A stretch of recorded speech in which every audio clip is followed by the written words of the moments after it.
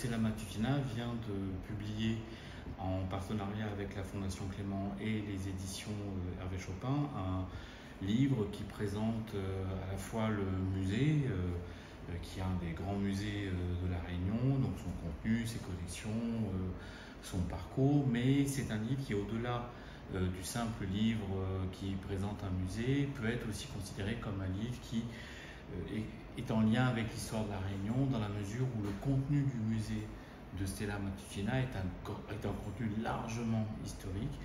présentant l'histoire économique, certes, l'histoire du sucre, mais aussi l'histoire du peuplement, l'histoire sociale. Donc c'est vraiment un ouvrage très riche qui présente le musée et qui est aussi un ouvrage qui peut être aussi l'occasion de découvrir l'histoire de La Réunion à travers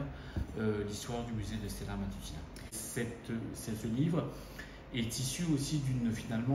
discussion qui a été amorcée il y a 2 ans avec justement la Fondation Clément, qui était venue faire la présentation d'un ouvrage extrêmement important qui a été publié qui est sorti en 2023, qui était Patrimoine des communes de La Réunion, et suite au dialogue et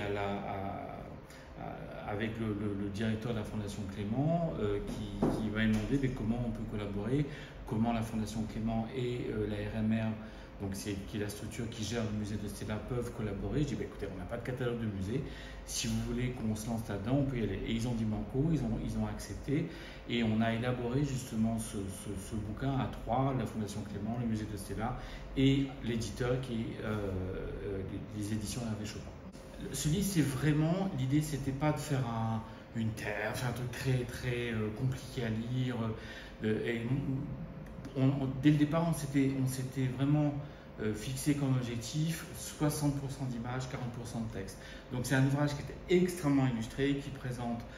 les collections du musée, qui présente le musée lui-même, mais surtout où il y a beaucoup de documents iconographiques anciens, pour certains d'entre eux complètement inédits, qui sont publiés pour la première fois, issus des collections du musée ou issus d'autres collections publiques ou privées, et qui sont intégrés à cet ouvrage-là. Donc c'est pas du tout, c'est très accessible. Les textes ont été rédigés de telle sorte